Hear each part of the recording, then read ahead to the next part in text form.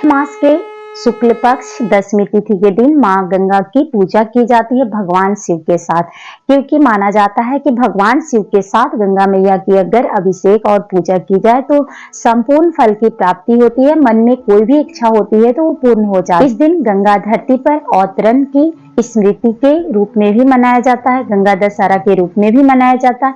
यह केवल एक पर्व नहीं बल्कि यह दिव्य क्षण भी माना जाता है, क्योंकि इसी दिन गंगा मैया धरती पर अवतरित हुई थी।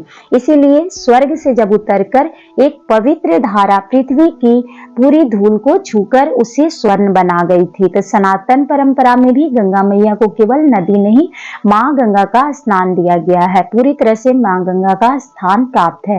तो कहा जाता है कि इस दिन गंगा स्नान और दान पूजन का अनंत फल की प्राप्ति हो जाती है। तो इस समय कोई भी अगर कार्य किया जाए तो पूरी तरह से उसके पुण्य आपको प्राप्त होंगे। तो ये मान्यता है जो कि शास्त्रों में भी इसका वर्णन किया गया है। माना जाता है कि इस समय कोई भी ऐसे कार्य किए जाए तो वो पुण्य फल की प्राप्ति देती है। गंगा स्नान के दिन आप पूरी तरह से 5 कार्य अवश्य करें। इसमें कहा जाता है कि गंगा मैया को सुबह ब्रह्म मुहूर्त में उठकर जितना जल्दी हो सके अगर स्नान करते हैं, गंगा स्नान करने की आपकी समर्थाएं है तो अवश्य करें। और अगर आपकी समर्थाएं गंगा स्नान की नहीं है तो कोई दिक्कत नहीं, आप कोई भी नदी सरोवर में स्नान कर सकते हैं। इससे भी आपको पुण्य फल की प्राप्ति होती है। अब वो भी संभव न हो तो आप बाल्टी में अपने घर के जल में गंगा जल मिलाकर हर हर गंगे बोलकर स्नान करने से भी उतना ही फल की प्राप्ति हो जाती है। मन से श्रद्धा से बस आपको पूजा करनी है। उसके बाद शुरुआत जो होती है आपको स्नान के बाद, फिर आप उस दिन पूरी तरह से विधिवत आप घर के ही कोई भी शुद्ध पात्र ले ले, उसमें आप भगवान शिव की मूर्ति बनाकर और मैया गंगा की पूजा करें। उनके हवन करने के बाद सुबह में ब्रह्म मुहूर्त में ही पूजा का फल प्राप्त होता है। विधिवत पूजा करके उस दिन 10 दिए को जरूर जलाने चाहिए और अपनी समर्थाएं अनुसार दान पुण्य करना बेहद ही शुभ माना जाता है। क्योंकि इस साल जो गंगा दशहरा मनाई जाएगी 5 जून 2025 गुरुवार के दिन मनाई जाएगी, जिससे कई शुभ योग का सहयोग भी बन रहा है। इसमें माना जाता है कि इस दिन किए गए धार्मिक कार्य सामान्य दिनों की तुलना में आपको कई गुना अधिक फल प्रदान करती है। तो गंगा दशहरा पर मां गंगा के साथ भगवान शिव की पूजा जरूर करें। अपने पितरों को प्रसन्न करना चाहते हैं तो उस दिन तर्पण भी जरूर करने चाहिए। दीप दान का महत्व तो आप समझ ही गए। गंगा स्नान में माना जाता है करने से आपकी आत्मा जो होती है वो भी पवित्र हो जाती है। कोई भी अगर हमसे भूल चूक हो जाती है तो उससे भी पूरी तरह से छूट जाते हैं। पवित्र पूरी आत्मा ही पवित्र हो जाती है, आपके कर्म अच्छे हो जाते हैं। तो इस पर्व को गंगा दशहरा के दिन कोई भी ऐसे कार्य न करे जिससे कि आपको परेशानी हो, क्योंकि पूरे श्रद्धा से भाव से किसी की भी सेवा कर सकते, दान पुण्य कर सकते, अपनी समर्थाएं अनुसार ही करनी चाहिए।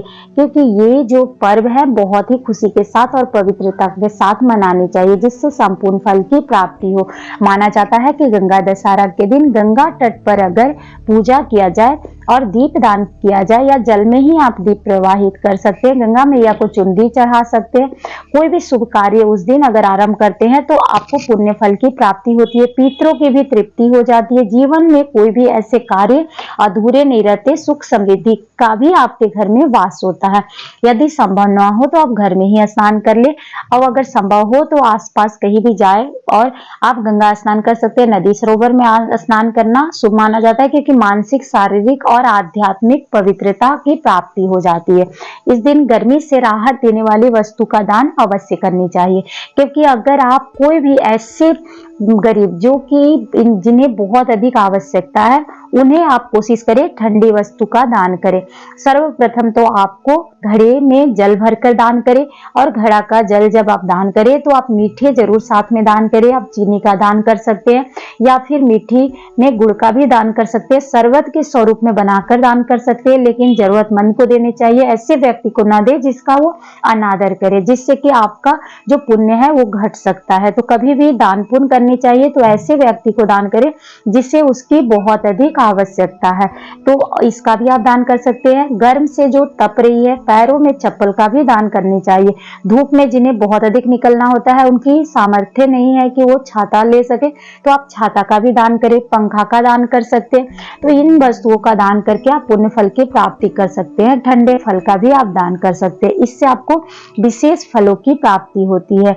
इस दिन आप भगवान शिव के मंत्रों का जाप कर सकते हैं, माँ गंगा की भी पूजा कर सकते हैं।